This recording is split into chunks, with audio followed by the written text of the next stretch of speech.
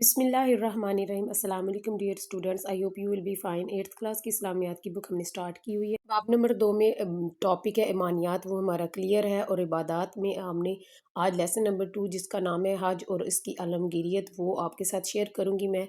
तो video last तक ज़रूर देखिएगा क्योंकि इसमें कुछ क्वेश्चंस हैं जो मैंने आपको बताने हैं जो आपके पेपर्स में आ सकते हैं, बहुत इंपॉर्टेंट है, तो वो आपने ज़रूर याद करने हैं।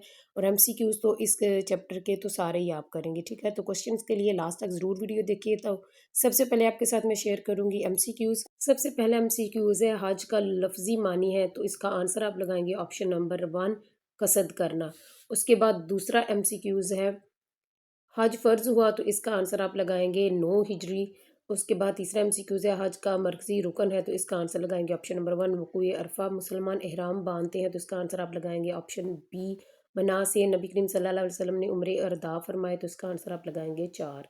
उसके बाद मुख्तसर जवाब देने हैं। सबसे पहला सवाल है हज का मानी और मफहूम बयान करें, तो इसका आंसर आप बुक में से ही लिखेंगे।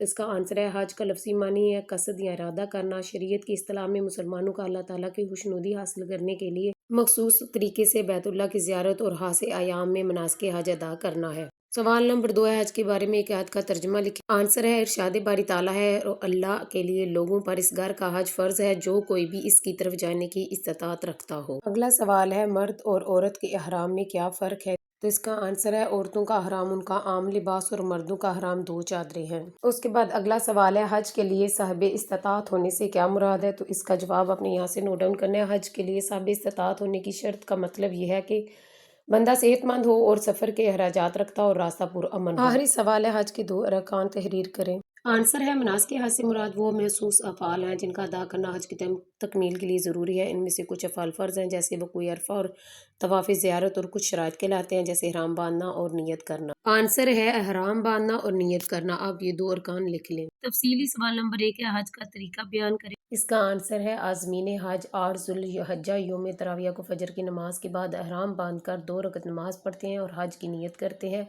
इसके बाद मना के मैदान की तरफ निकल जाते हैं। मना मक्का से चंद किलोमीटर के फासले पर वाक़या है। अगले दिन फजर की नमाज अदा पढ़कर हाजी वहाँ से मैदान अरफात जाते हैं और जहाँ हज का मरकज़ी रुकन वक़ूए अरफा अदा करते हैं। वक़ूए अरफा का मानी है अरफात के मैदान में ठहरना। वहाँ हज का खुतबा सुना जाता है। ज़ोहर और असर की नमाज अदा की जाती है और मगरब का वक़्त शुरू होते ही मगरब की नमाज पढ़े बगैर मुज़दलिफ़ा रवाना होते हैं।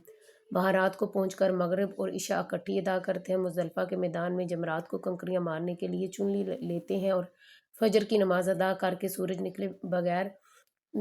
का इंतज़ार किए बगैर मन्ना की तरफ रवाना होते हैं। वहाँ 3 जमरात में आखिरी जमा जिसको जमरा उक़बा कहते हैं 7 कंकरियाँ मार कर कुर्बानी करके हल्क या कसर करवाते हैं। हल्क का मतलब है सर मुंडवाना और कसर का मतलब है बाल छोटे करवाना। फिर हाजी अहराम उतार कर गुस्ल वगैरह करके अपना रोज़मर्रा का लिबास पहन सकते हैं। 12 ज़ुल्हिज्जा की मगरिब तक हाजी रात मना में ही गुजारते हैं और हर रोज़ जमारात को 7-7 कंकरियाँ मारते हैं। इसी दौरान किसी भी वक्त हराम काबा जाकर तवाफ़ कर लें तो हज मुकम्मल हो जाता है।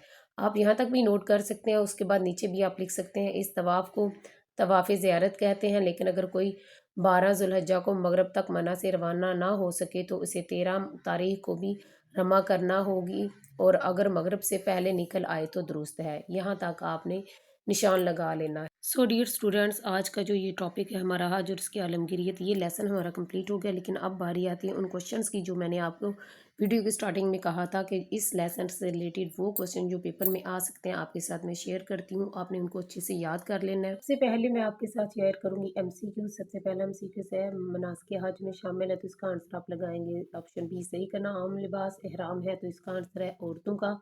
मर्दों के एहराम में चादरें होती है, तो इसका आंसर है 2। नबी करीम सल्लल्लाहु अलैहि वसल्लम ने हज अदा फरमाए, तो इसका आंसर है 1। हज हर आकिल बालिग और साबित इस्तात मुसलमान पर फ़र्ज़ है, तो इसका आंसर आप लगाएंगे 1 बार। हज मकबूल का बदला है, तो इसका आंसर है जन्नत। जामिया इबादत है, तो इसका आंसर आप लगाएंगे ऑप्शन सी हज। वो मखसूस अफ़ाल जिनका अदा करना हज की तकमील के लिए ज़रूरी है कहलाते, तो इसका आंसर है मनासिक हज। उसके बाद अगला एमसीक्यूज़ है हज का मरकज़ी रुकन है, तो इसका आंसर है वक़ूए अरफा। आखिरी जमरा को कहते हैं, तो इसका आप आंसर लगाएंगे जमरा उक़बा। उसके बाद सवाल है, सवाल नंबर 1 है हज और उम्रा में एक फ़र्क बयान करें। आपने कोशिश करनी है कि सवाल नोट डाउन कर लें और अगर चाहे तो आंसर یہاں سے بھی نوٹ کر سکتے ہیں، اور اگر آپ کے پاس بک میں سے لگا سکتے ہیں یا آپ کے پاس پہلے سے ہیں تو آپ وہ بھی یاد کر سکتے ہیں۔ پہلے سوال کا جواب ہے حج ذوالحجہ کے مخصوص ایام کے علاوہ ادا نہیں ہو سکتا، لیکن عمرہ پورے سال میں جب چاہیں ادا کر سکتے ہیں۔ دوسرا سوال ہے عمرہ کے مناسب بیان کرے تو میقات سے احرام باندھنا، طواف کرنا، مقام ابراہیم پر نوافل ادا کرنا، صحیح کرنا اور بال کٹوانا عمرہ کے مناسب کہلاتے ہیں۔ اگلا سوال ہے حج کے لیے ثابت استطاعت ہونے کی شرط کیا ہے؟ تو اس کا حج کے لیے ثابت استطاعت ہونے کی شرط کا مطلب یہ ہے کہ بندہ صحت مند ہو، سفر کے اخراجات رکھتا ہو اور راستہ پرامن ہو۔ حج نہ ادا کرنے والوں کے بارے میں کیا وعید بیان کی گئی ہے؟ تو اس کا جواب ہے حضور اکرم صلی اللہ علیہ وسلم نے فرمایا کہ تم میں سے کسی بیماری نے یا حقیقی ضرورت یا ظالم حکمران نے نہ رکھا ہو اور وہ اس کے باوجود حج نہ کرے تو چاہے یہودی مرے یا نصرانی۔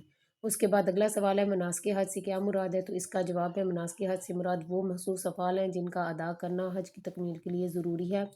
اس کے بعد اگلا سوال ہے ترجمہ لکھیں لبیک اللہم لبیک، تو اس کا جواب ہے حاضر ہوں اے اللہ، میں حاضر ہوں۔ اس کے بعد ہے عازمین حج، حج کی نیت کب کرتے ہیں؟ تو اس کا جواب ہے سوال نمبر 3 کا یہ آپشن ہے، اس کا آنسر ہے عازمین حج 8 ذوالحجہ کو فجر کی نماز کے بعد احرام باندھ کر 2 رکعت نماز پڑھتے ہیں اور حج کی نیت کرتے ہیں۔ اس کا 20 سوال ہے حلق اور قصر میں فرق بیان کرے، تو اس کا جواب ہے حلق کا مطلب ہے سر منڈوانا اور قصر کا مطلب ہے بال چھوٹے کروانا۔ اس کے بعد سی کا کوشچن ہے حرامین سے کیا مراد ہے؟ تو اس کا جواب ہے مکہ مکرمہ اور مدینہ منورہ کو حرمین کہا جاتا ہے، اس کا مطلب 2 عزت والی جگہ ہیں۔ سو ڈیئر اسٹوڈنٹس، یہاں تک ہمارا آج کا لیسن اب کمپلیٹ ہو گیا۔ اللہ حافظ۔